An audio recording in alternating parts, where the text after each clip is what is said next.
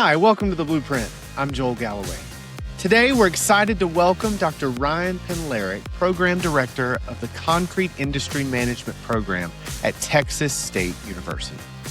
Ryan brings decades of experience in commercial construction, business ownership, and leadership before transitioning into higher education, where he's helping prepare the next generation of professionals for careers in the concrete industry.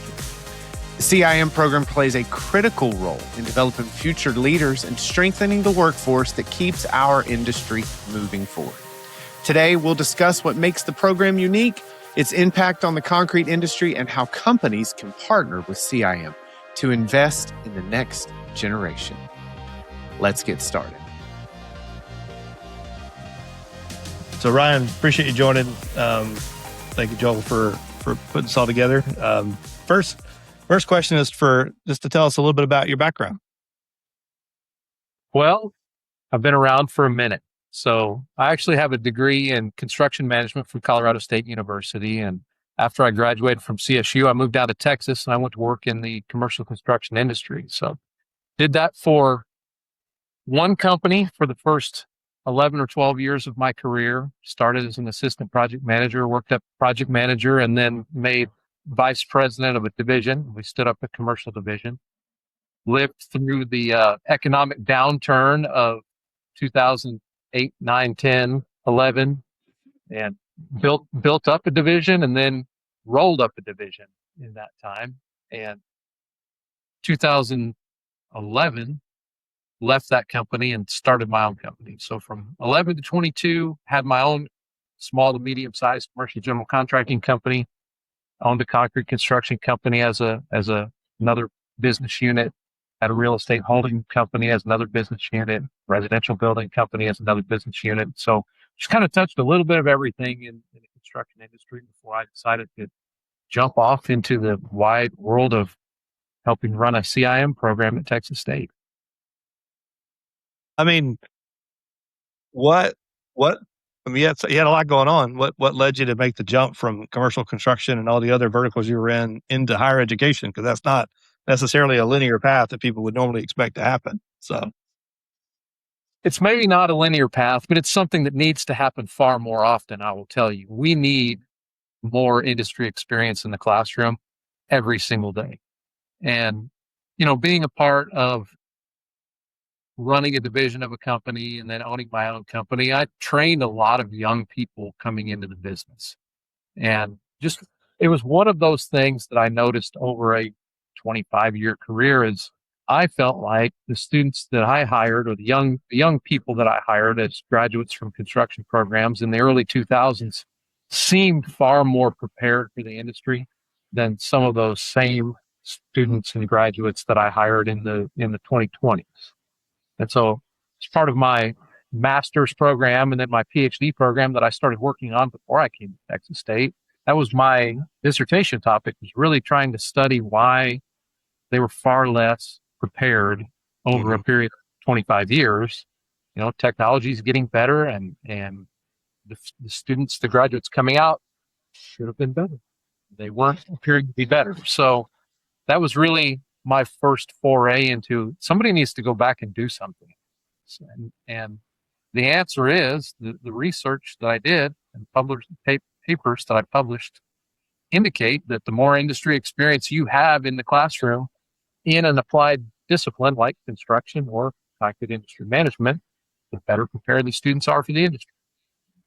Got it. Yeah, it makes sense. I mean, I think about I had a professor in my management program that she would try to speak to her experience before she got into being in education, but it was like a junior level, like assistant manager type position at like a retail establishment, which is experience, but it's not the same as having become like a corporate executive or something like that, right? Like it was, so I'm with you, like a very different experience when you heard from somebody who had been a senior leader in a company and decided to go back and to kind of give back through education. So, I mean, and then CIM specifically, so that was, it's not been around a long time, 30 years. It's been around, I guess, a while, but like it's still a relatively new idea in academia. What made you decide to get into CIM specifically? Well, there was an opportunity, and Okay. I was Fair. I was teaching as an adjunct instructor at Texas State in the Mhm. construction management program, and this CIM director position was vacant at the time. And I started talking with Dr. Wild, the department chair here, about what it is, what it was, how it was related to the construction industry, and it just seemed like the right fit at the right time. And I knew it was an opportunity. It was something that spoke to me because of the specialization within the concrete industry. For it's still very largely a construction degree, but it's a specialized construction degree in the concrete industry. And I looked at it, and Texas State's program was struggling at the time. Very few students in the program. The industry engagement had fallen off, and I looked at it and said, "There's no reason why any of this should be happening other than a lack of knowledge about the program." So jumped in both feet, and here we are, starting my fifth academic year this fall. So Yeah, all I didn't good things. realize. I've been in the industry only for 3 years. I didn't realize that,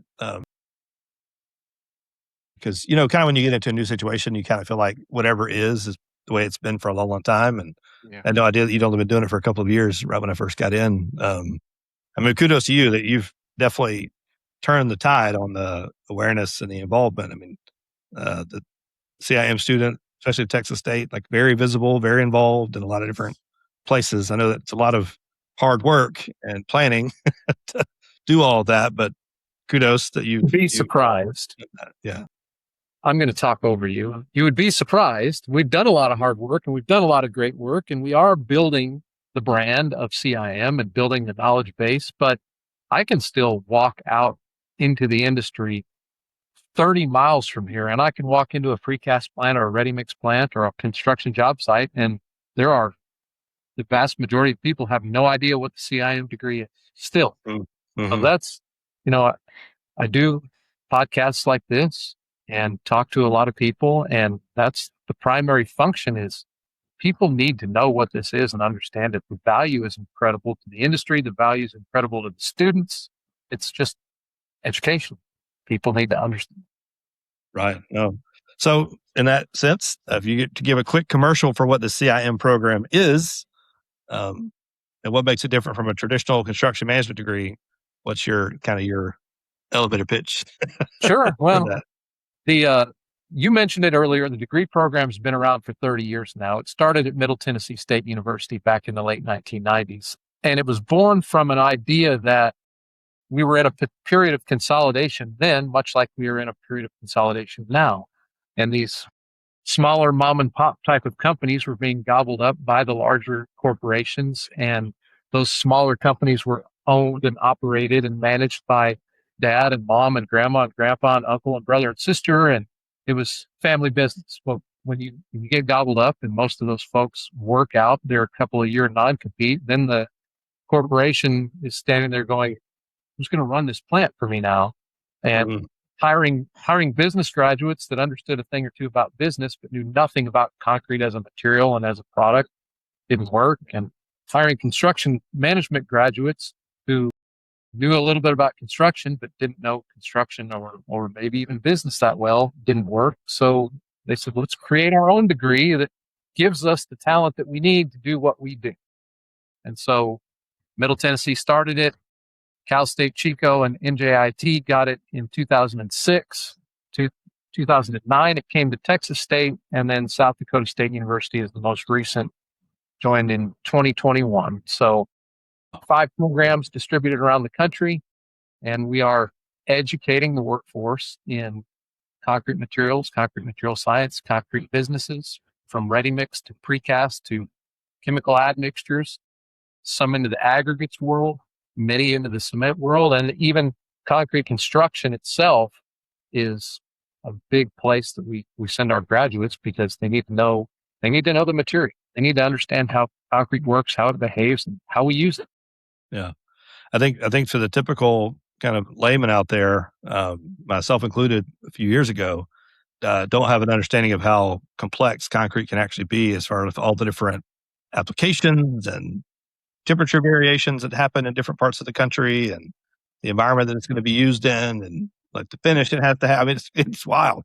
The science that goes into it. It's something that seems very simple on the surface when you see people pouring concrete and finishing concrete on the sidewalk. But the longer I've been in this industry, the more complex I've realized it is, which was wild. I've been to Skate for Concrete program, and when they talk about the materials they use to make their miniature skate parks, it's like wow. Like even for those different applications, they all have different, and then the additives for color, and do you dye it, do you stain it? It's wild. It's incredible how vast it is. I'll tell you my pitch to high school students, because that's always always the challenge. We're recruiting for a program here, but we're also recruiting for an industry. They're going to come through this program, but they're coming to an industry. And one of the most successful things is this analogy that I've kind of created and talked about for years now, is a way to explain what we are and how we're different from construction management or business. And it really landed when I started saying, all of you high school kids, you've been to the doctor, right? You're sick, you got a sniffle, tweaked your knee, need an annual physical. Where do you go? You go to the family doctor. When you find out, oh, that tweaked knee is a torn ACL, where do you go? You go to the orthopedist. You go to a specialist. And that's what we are. Construction management students, graduates, construction managers, they're the generalists. They're the family doctor. They know a little bit about a lot of things. And we are, concrete industry management, the cardiologists of construction. We are specialized, deeply specialized in one sector of the industry. Some people might say we might be the proctologists of construction. I don't know, but I like the cardiologist better. I think the cardiologist is a fair comparison, because one thing that's a little different about concrete compared to some of the other trades or subcontracting aspects of construction is how much risk is involved if concrete is not managed properly. It's just the failure risk, and kind of a lot of us take for granted that you're in a 60-story building and you're kind of relying on everything to work properly, or you're parking your car on a parking deck and you just kind of assume that I mean, honestly, relatively thin layer of concrete is going to hold your car up and among all the other cars that are there. And it does, because it's done well. But I think the cardiologist is a very apt specialty to relate it to. So if you were to talk to the companies that are hiring CIM, let's say, obviously we all need to be super involved, and we're trying to get more involved in getting the high school students to come into the industry, and even mid-career transition people they might be pursuing a degree a little later in life to come into the industry. But if you were to talk to the employers as they consider supporting the CIM program and pursuing a CIM graduate, what skills are they getting that they may not otherwise have gotten? You touched on it a little bit, but if you were to kind of like really focus on that part, what are they getting that they may not otherwise have gotten? Well, we know that the concrete industry is broad and vast and specialized, but there's a lot of things that we deal with in the CIM program that are directly applicable to things that ready mix businesses or aggregate businesses, or again, admixtures, cement, all of them do every day. Quality control and quality assurance. Mm-hmm. You look at, again, a business degree, a construction management degree, there's very little time spent, if any, on quality control, quality assurance processes in those degree programs. So an entry-level position in a precast plant or a ready-mix plant oftentimes is a quality control technician. And our students are coming out and they understand quality control, they understand quality assurance, they actually have a certification, an industry-recognized certification coming out of this program, their ACI Field Grade 1. So we are delivering things within the programs that are meaningful to the industry now, today. And again, educating the industry about what that means. And someone who owned a business and understands what it costs to train someone in the way we do things in our business, and understands what it costs to lose a person that's fully trained, and trying to make those connections with business owners and business managers in the concrete industry and say, there's a lot of value here. There's a lot of value to hiring a CIM graduate. There's a lot of value to supporting the CIM program, because if you don't, you're spending money anyway. You're spending money to train people to do the things that we're already training them to do. So come talk to us, come see us. In fact, come help us recruit. Talk to people, talk to families, talk to students in your town, in your city, in your county, and recommend, hey, you've got a great career opportunity here. Go to Texas State. I'm only going to plug Texas State today. Go to one of the CIM programs, but go to Texas State and go to the CIM program, and then come home and go to work, and you're going to have a career that lasts a lifetime. Well, that's great. One thing I heard the other day talking to one of the other leaders in the CIM program was that a lot of the universities have worked it out where some of the kind of regional areas that students may be living near one of the 5 hubs might have some way to offset in-state versus out-of-state tuition and that sort of thing. So some people might be like, oh, well, that's not in the same state I'm in. I might have to pay, through the nose for that. But I've learned that there's a lot of scholarship support. There's also things to offset the in-state versus out-of-state to help keep costs down, right? Is that true of Texas State? I would assume it is, but you're talking about Texas State specifically. Absolutely. Yeah, absolutely true. First, there's an incredible amount of scholarship opportunity for CIM students. Again, differentiating from business and construction management, there are hundreds of thousands of dollars available that are targeted specifically to CIM students. And that money, you're a big fish in a small pond, right? You're competing with a very small, relatively small number of people when the money is set aside for CIM students only. That money comes directly from the industry, whether it's from the National Steering Committee, the conglomerate of corporations and individuals that are part of overseeing the 5 programs, or whether it's our local Patrons Board Foundation, that's the more local-ish, Texas-ish companies that support us locally. There's money. There's money to support. In addition to that, if you're an out-of-state student coming to Texas State, we've got opportunities to get you in-state tuition. So don't let that be an obstacle to coming to Texas State. There's an answer to every question. We solve problems. There you go. And not to mention, a lot of students, they come out with more than one job offer, right? So like you have money to help you go in and you have money coming out. So that's exactly right. There's an incredible amount of opportunity. We advertise, we promote that we have 100% job placement for our graduates, and we do, but it's really probably like 500, 600, 700% job placement, because that's how many job offers every one of our graduates ends up having. Yeah. So yeah, it's really pretty fantastic. Yeah, it's pretty crazy. Just considering, I mean, so when a company invests in the students, you made obviously the largest sacrifice you can make, where you stepped away from being in the industry and on the kind of the construction side and stepped into academia. But companies that invest in the students, what do you see happen in those relationships? Would you say, compared to the companies that don't take the time to spend time investing in the students? Would you say the companies that spend the time and money and effort in investing in the students are the ones that reap the benefit? Mm-hmm. So what we do know, what is absolutely 100% evident in the data, is when you are engaged with the students in this generation, they will be engaged with you. And we have an internship program. 100% of our students are required to complete one internship in their time at Texas State, summer internship. Most of our students are doing 2, 3, sometimes 4, depending on how long it takes them to get out of here. But the companies that have internship programs are the companies that hire our graduates.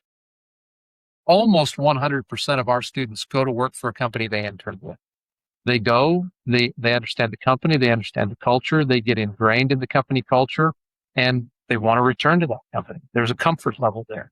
The companies that aren't participative, the companies that I get phone calls from weekly, if not daily, saying, hey, I just lost a salesperson and do you have a CIM grad coming up that I can talk to? And I say, I mean, sure, you can talk to him, but They probably already have a job, if not 4 or 5 offers, and they don't know you. So for them, I mean, you're welcome to throw mega bucks at them and see what happens, but there's no comfort level there. There's no relationship there. Right. And we really, really, really pride ourselves on the relationships that we build for these students during their time in programs. Yeah, and it's cool to see like some of the trade shows that we go to, we see companies that will kind of 2 or 3 companies come together and we'll take the CM students out to dinner and it's just cool. I think that's been fairly unique in my experience. I've worked in a lot of different industries, and seeing an industry wrap its arms around students in that way and really kind of recruit them into the industry, it's pretty cool. We do need more of it for sure, but it's cool to see that it exists. And then, like anything, if people haven't woken up to this by now, and I think some people are still waking up to it, that there is a talent shortage, period. Like, not even just in our industry, in general, in this country, specifically in construction and especially in concrete, there's a talent shortage. And there will be the haves and the have-nots, the people that don't invest the time to create talent coming in, to recruit talent to come in, to invest in the internships. It's not a matter of, it's going to be harder for you to hire. In my opinion, it's going to be a matter of you cannot continue to operate because you will not be able to take on the work. And eventually you'll be one of the ones gobbled up because others prepared better for a time like this, and I said that not in a joking way at all, very seriously. It will be the difference in being a successful company long-term or not, in my opinion. So it is a mindset shift that the industry has to make. And it's the tide is maybe turning a little bit, but I spent a lot of time on this talking with folks at TACA, Texas Aggregate Concrete Association. So the TACA Conveyor magazine, pick up a copy if you don't get it, but I put an article in there quarterly when that magazine comes out. And all of last year, all 4 quarters of my article was related to just that topic right there. Mm-hmm. Having an internship program, for being involved with the program, and what I call building bench strength. We all suffer from the same affliction where if I need 10 people to operate my plant, I'm going to hire 10 people. I'm going to have 10 people. And when one of those people leaves, I need that 10th person right now. And that person isn't there right now. So if I need 10 people to operate my plant, it might behoove me to have 11 or 12 and have some people on the bench. Is it cost efficient in the moment? Maybe, maybe not. But is it cost efficient when that person leaves that you can't replace today and you can't operate your business? People have to start thinking about things differently. And that's some of the things that we try to help with from an experience standpoint here at Texas State, educating the business, educating the industry on the way things are changing. Yeah, no, for sure. I mean, I'm curious for you as a person, what do you find yourself having to sometimes ring the bell of making sure that they understand that you came from the industry, that you weren't, because there might be an assumption like, oh, you've been a professor for 30 years. It's like, no. How often does that come up in your conversation to help people know that you've got the pedigree to kind of, you put your money where your mouth is, so to speak, like to get involved? I think it definitely would resonate differently for people than assuming you've been in academia your entire life. No disrespect to people that have chosen that path, but in a very hands-on industry like ours, there's definitely a level of credibility you get when you've been there and done that, right? I think, I'll continue to plug and push for the fact that we need more industry experience in the classroom. Mm-hmm. And the more these programs grow, whether it's a construction program or a CIM program, getting industry experienced faculty in the classroom is incredibly important. And yes, I can sit down in a room with industry professionals and understand exactly what they're going through because I lived it and I dealt with it and I know what they're dealing with. I understand what it's like to have P&L responsibility. Mm-hmm. Been there, done that. So right. The decisions that have to be made, we can't only look at cost and expense these days because the cost and expense, like I said, operating a P&L, having that extra person on the payroll, but what is the cost of retraining? And those are the hidden costs that we don't often recognize, and we need to, because they're real. Those are the things, with my background, with my experience, with the things that I've done. I hope people recognize it. I hope people appreciate it. I think they do. There's a lot of you out there that have known me for a while now, and you do a great job of saying, hey, this CIM program has a lot of industry experience faculty in different places around the country.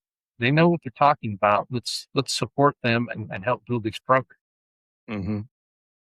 To that end, if somebody was considering making a career transition to get involved more actively and support joining the faculty in some way, how do they need to prepare? Like, what do you think they need to consider for themselves to be able to prepare to step into that type of role? The good news is, TJ, I don't know if people are going to feel like we've worked together on these questions, and we really didn't. But number one, we have a faculty position available right now. Come work for Texas State, faculty of practice. So right. There's different positions here in academia. The position that I'm in is called a faculty of practice or a professor of practice. In a faculty of practice position, you are hired specifically for your industry experience, irrespective almost of what degree you have. I say almost, it's not quite, but you don't necessarily have to worry about having a master's degree or a PhD. We are hiring you because you have industry experience, and that's what we want to deliver in the classroom. Preparing for that is, you, industry folks, have all of the knowledge in your head, but maybe you've never taught before, you've never worked on curriculum development, you've never put together a rubric or a homework assignment. So there's a lot of things that you can do on your own and learn, how to teach. There's programs out there to help you learn how to be a teacher, be an educator, be a trainer. Come to work for us. You don't have that experience, guess what? We're gonna get you that experience. We're gonna send you to programs. We're gonna send you to sessions. I mean, our accrediting body, for one, ACCE, has a program called the TLP, Teaching Learning Practitioner. It was developed specifically to help people learn how to teach construction and concrete related content. Right. Yeah. I mean, don't be nervous to get involved in education, because they're going to educate you on how to be involved in education. Right. That's what the whole idea is, right? To help people learn. That's great advice. So 2 questions I have for you personally is, what advice would you give yourself at the age of 25? Starting out in construction, or maybe you had been in it for a few years, but fairly early on. What advice would you give yourself at this point in your career? Medical school? That's the opposite of coming out without debt. I'm just kidding. I love this industry. I'm a construction person through and I love training and teaching and working with the young generation. But the advice I would give myself is the advice that I give these students every single day. Build a network with your classmates, build a network in the industry, get involved with industry associations and industry organizations as early as possible, because that network is the people that you're going to rely on. You're going to rely on them to get yourself through this program. You're going to rely on them when you enter the industry. They're going to work for you. You're going to work for them. You're going to buy from them. They're going to buy from you.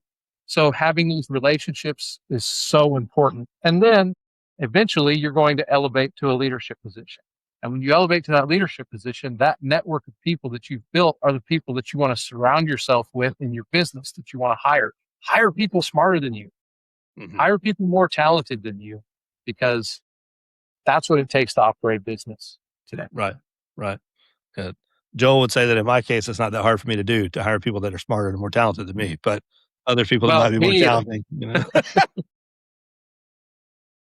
But it's great. I mean, I think one thing I've realized over the last few years, people hear the idea of networking and they kind of get a little bit confused about what it is. And you've said it already, but I'll kind of reiterate: it's relationship building. It's go create relationships. People think about networking as it's some kind of like this thing of got to have business cards and whatever, but I think about, I think it's Cade and JP, right? Joel, Yes. was that? Yeah.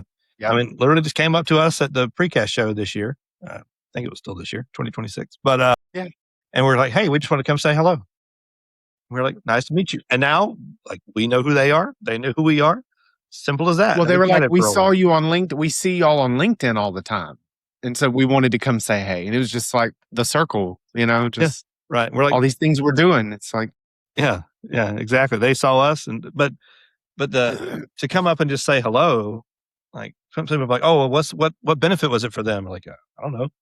I mean, they don't need a job because it's multiple roles offered to people when they come out of the program, right? But you never know. We harp One on day, it. We harp on it constantly in the classrooms. As you mentioned you ran into those two young men at the precast show, but that's another unique thing to the CIM program because of the financial support we get from both the National Steering Committee and our local patrons board is we have the ability and the funds to take students to industry trade shows, industry events around the state, around the country, and sometimes out of the country. And those are incredible. To me, those are some of the most unique and rewarding opportunities in this whole educational enterprise because we take those students and we put them in a position where they're uncomfortable. They're having to talk to people that they're intimidated by. These presidents and vice presidents and CEOs and chairman of the board, and the more they do it, the more they repeat it, they have more success, and it is a differentiator for our students. We get more compliments and say your students, Ryan, your Texas State students, what you're doing professionally for them to be able to walk into a room, work a room, shake a hand, look people in the eyes, have a conversation. It's pretty incredible. I'll tell you, Rob Van Til, you all know who Rob Van Til is. I love Rob. The outgoing chairman of our patrons board. And he just texted me last week.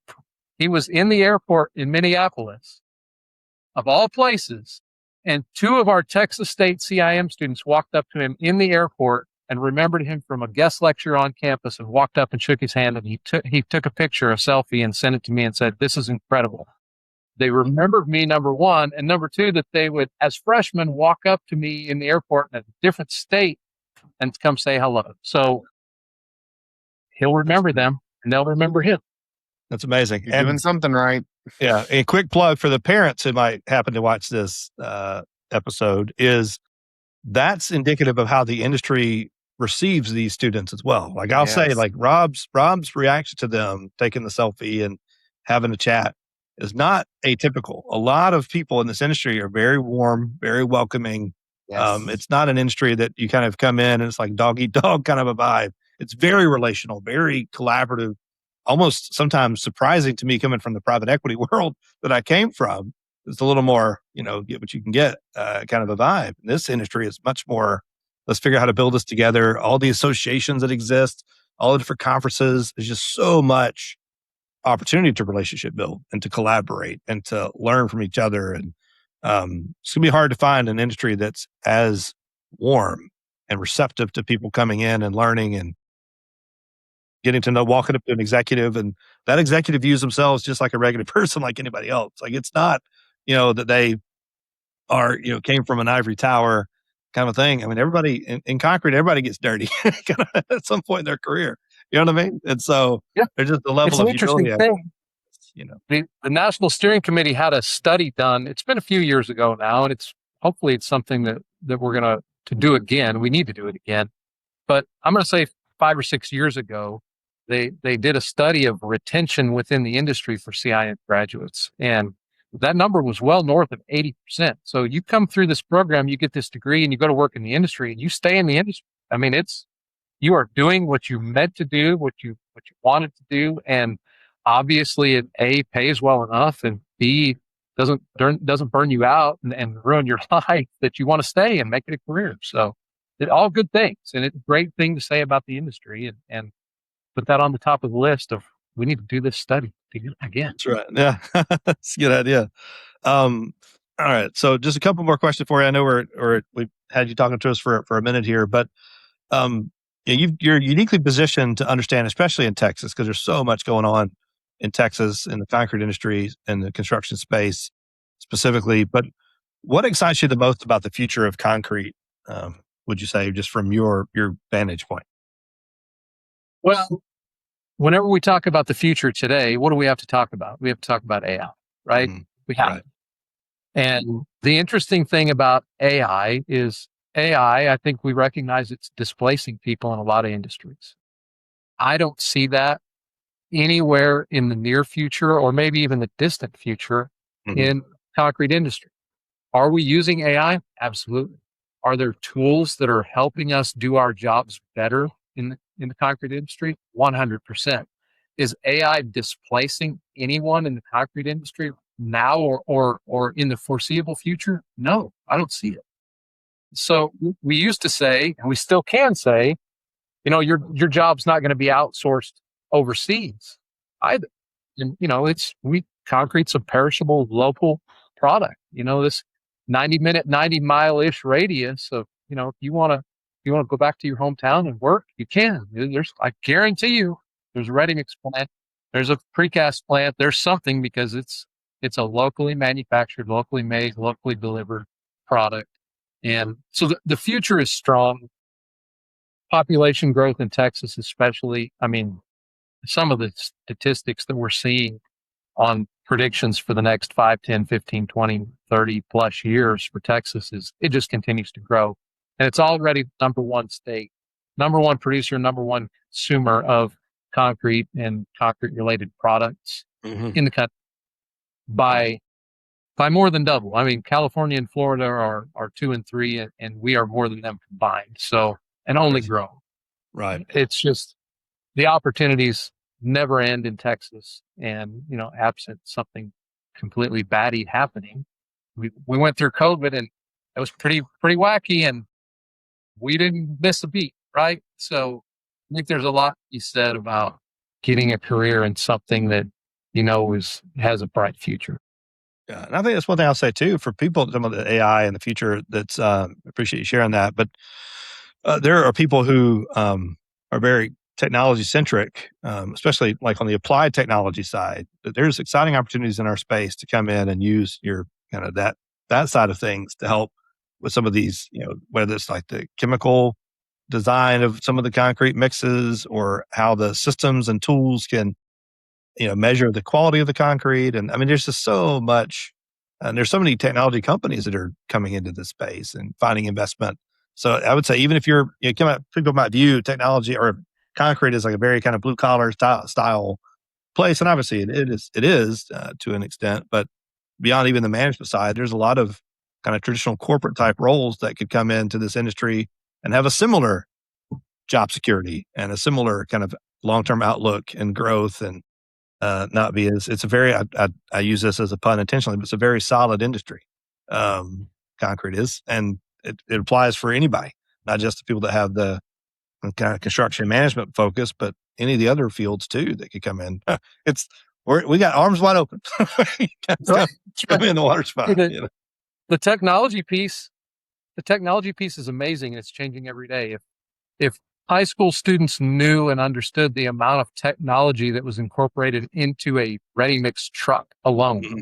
Right. I mean, that's one of our most popular things that we've done is we have a concrete day, usually in the spring, and we invite high school students and community college students to come in, and we've Frank Beck Mixers is right down the road from us here, and they manufacture ready mix trucks. And so they brought a brand new, straight off the lot ready mix truck up here a year ago and parked it. And we were just walking through, and high school students were amazed at the amount of technology. It's computers and GPS tracking and all of that stuff that's on a modern ready mix truck in 2026. So yeah, and it's all about education. People just don't understand the industry. They don't understand the business. They don't understand what we do. Yeah. Yeah. And that's where people like you and we're trying to help here too, getting the word out. I think one thing that's crazy, there's creating this job board. The mining industry is very related. Like it's a sister industry, basically. They've had an industry-wide job board since the 90s.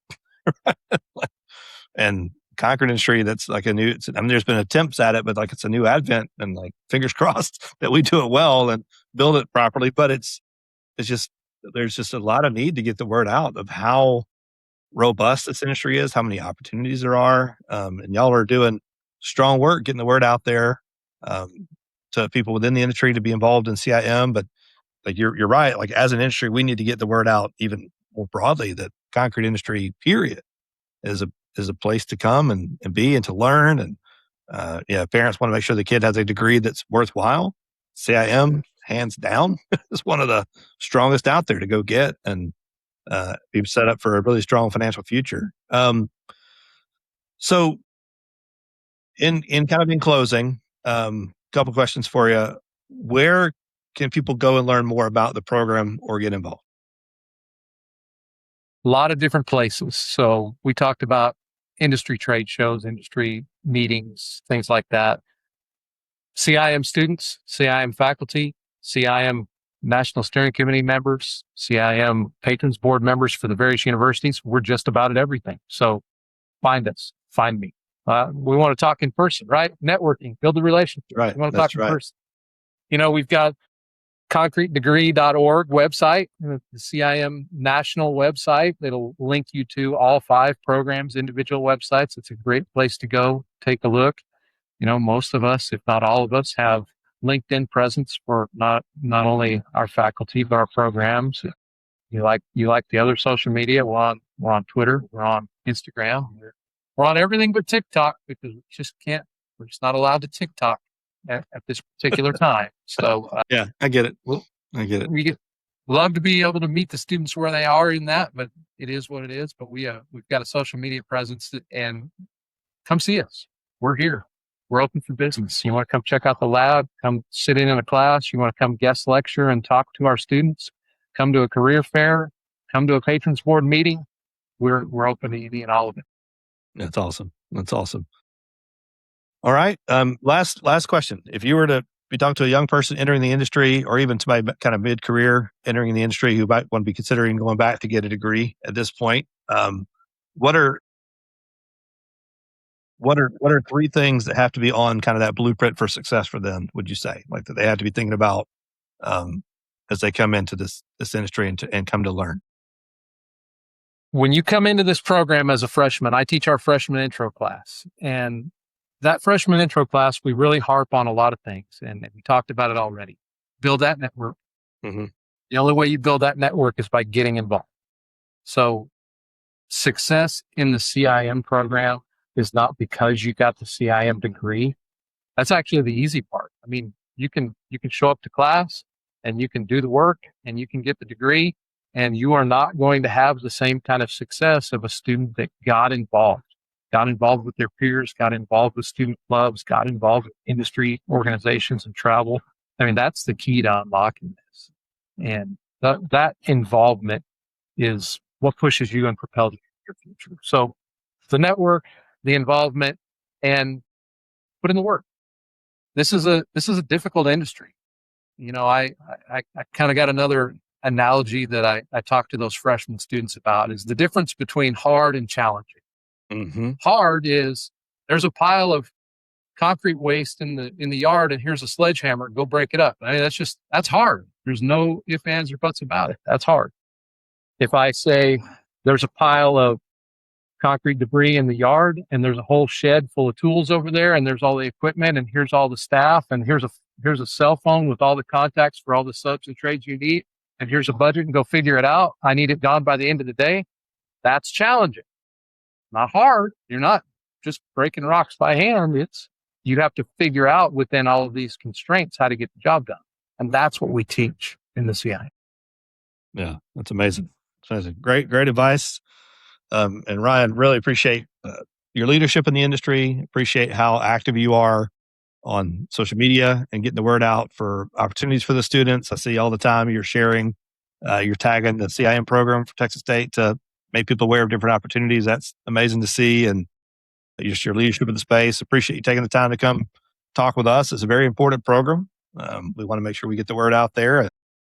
Consider you a good friend. Been glad to get to know you the last 3 years or so, and excited to see where the program continues to go from here, for sure. Absolutely. Appreciate you having me. And I guess we will see you probably in October at NRMCA Concrete Works, right? That's right. We'll be there for sure. All right. Thank you, guys. TJ, Ryan seems so invested in the CIM program from such a genuine place. I can't imagine someone representing it with more heart and passion from a place of seeing the actual benefit better than he does. He's great. Right.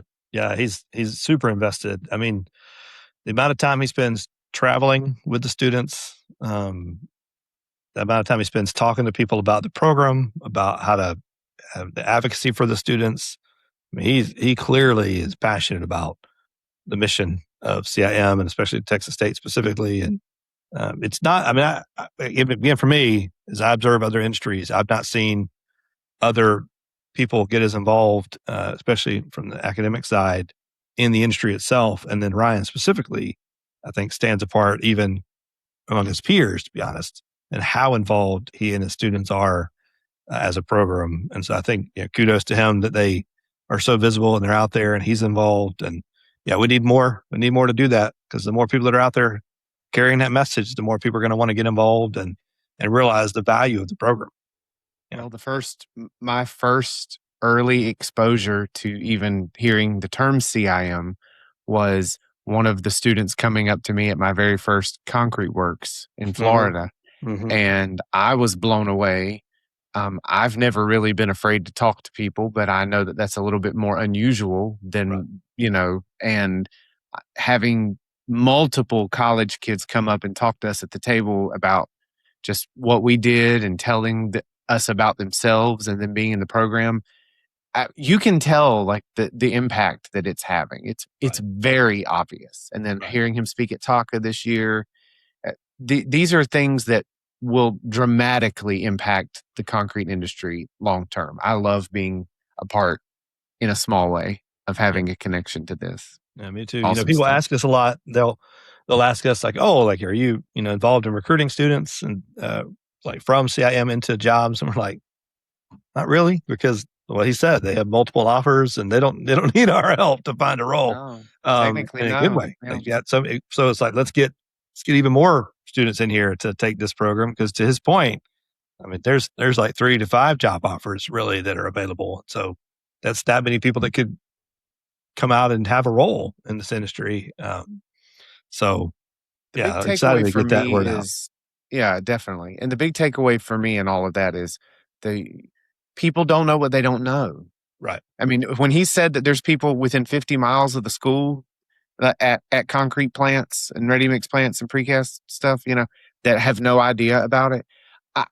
That's not anybody's fault. It's just the fact of information being able to be shared and transmitted like that. It's just mind blowing that you can have something that really that the industry needs so desperately, with especially given the nature of the shortage of available talent, and yet it's so hard to just get the exposure that you need to the actual people who need to see it, where they can invest in it, support it, and utilize what it's creating. Yeah. Well, I mean, that's the thing. I was talking to Nicole, the executive director of the CIM program nationally, and about this idea that the people that are in the plants who would love to know that CIM is an option for their children don't necessarily know because they're not necessarily the ones going to conferences and trade shows and things like that. Yep. And so that's why in talking about the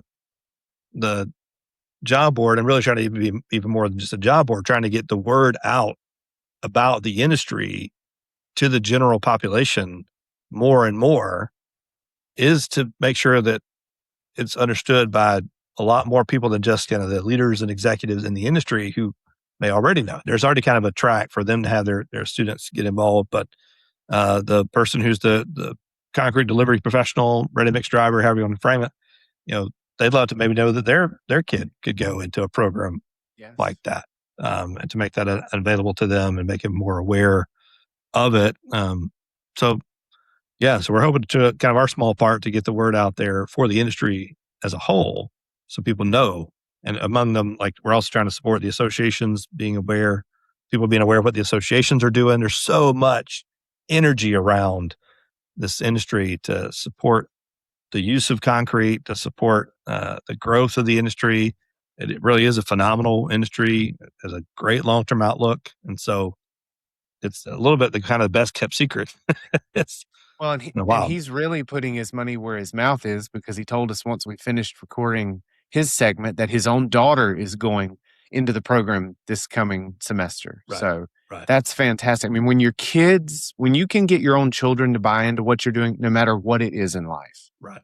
then that means that you're practicing what you preach, or you're living it, and they're picking it up. So that's very admirable. So wishing her the best of luck, and I'm sure she'll have a bright career there. Yeah. So Big shoes to fill.